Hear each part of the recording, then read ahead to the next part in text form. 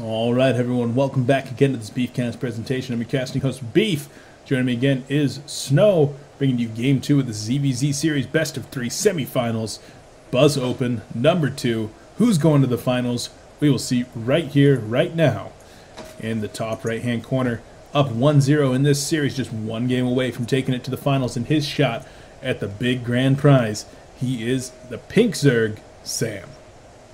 And on the bottom left, changing into the red trunks, Rodead the Zerg. Yeah, Rodead just one game away from dropping out of the series, so close to being able to make his mark. And it was his map choice here, onto Daybreak. And this was a map that we saw him be very successful against another Zerg earlier in the tournament, where he's able to go blind Hydra into a little bit of a counter for some Muta play. So this is something that I've speculated a little bit. Maybe that's why he really picked this map. This is a map where Hydra is a little bit more of the meta game, and maybe Sam wants to go Muta again, just had a really good Muta game, and so earlier Hydras might be a little bit of a saving grace. So we'll see if that is in fact the way that this one plays out.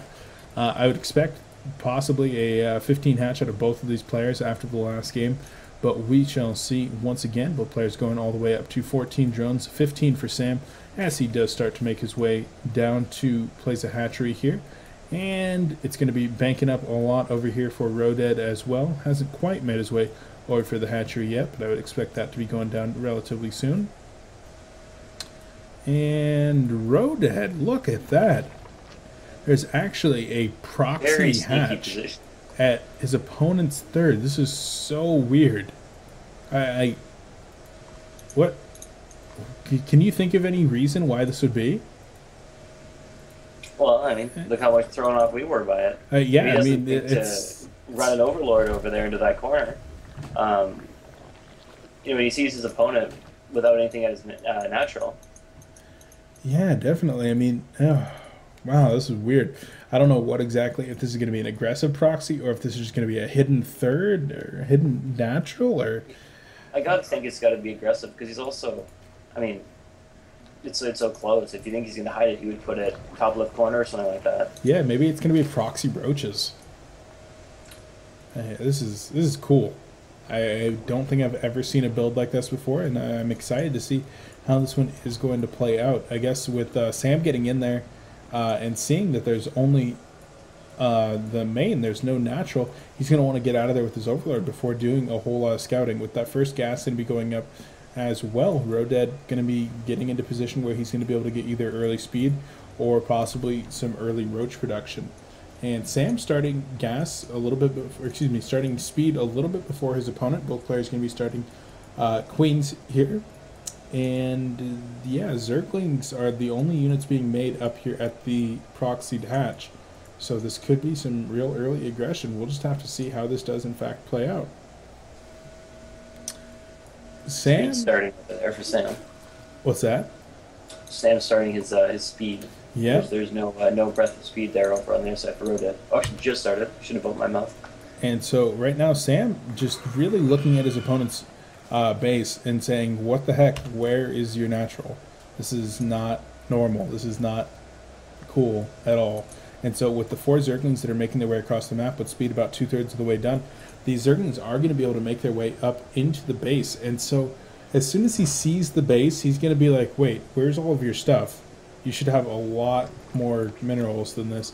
And so I guess the Zerglings are really just going to be all about surprise right now for Rodead. As a few Zerglings he's actually sent 6 in here, takes down a queen, loses a couple of the spine crawler, and then moves right into the mineral line. He's going to take out a couple workers here. Yeah, he ends up he'll get all of these workers with the reinforcing lings right here, or at least force them off of the mineral line for the time being. And so these workers have not been coming out of the main base over here. So Sam is going to start looking for the proxy, most likely, as a couple of Zerglings do make their way up right now. But Rodead actually looking like he might be in a relatively good position right here. Just a little bit lower on workers, but the Baneling nest has started at home. A few Zerglings are going to be built back at home, and they'll be making their way out onto the field relatively soon here. But it looks like Sam has gone ahead and found the proxy. and there's just simply not enough units for this, and this is going to be cleaned up very fast. This is probably one of the reasons why you don't see this strategy in ZVZ, just because you lose one thing and you're going to lose it all. Back onto one base economy is going to be our Red Terran. Well, Zerglings have actually made their way over there right now and are going to drive off the attack for now, maybe even morphing a few Banelings for defense back at his proxy natural. As the yeah, a lot of, especially with speed now, he should be able to hold this. Yeah, he certainly might be able to hold this, and he's got a little bit superior numbers right here as he continues morphing a few more Banelings, and the Baneling nest for his opponent just coming up, not even coming up right now. The Ro4 is actually going to be the method of choice to deal with this aggression. But with a couple spine crawlers, Queen, and a good number of Zerglings out right now, our Red Zerg might not be able to make this work. All the Banelings can be crashing into the Queen, take out one spine crawler there. And so the Queen is actually going to be able to hold for the time being, although it does fall. Eventually, the one spine crawler and the Zerglings are going to be able to hold the aggression from the Red Zerg, as the counterattack is going to be coming in here to the proxy natural, which is going to clean it up this time. There's simply not enough units on the field. And back at home for Rodead, he's actually taking a ton of damage from a Zergling run by. The spine crawler a little bit out of position there and loses a ton of units. The income next to nothing right now. If we take a look at that, the income is actually about 5 times higher for Rodead, and GG comes out for Rodead.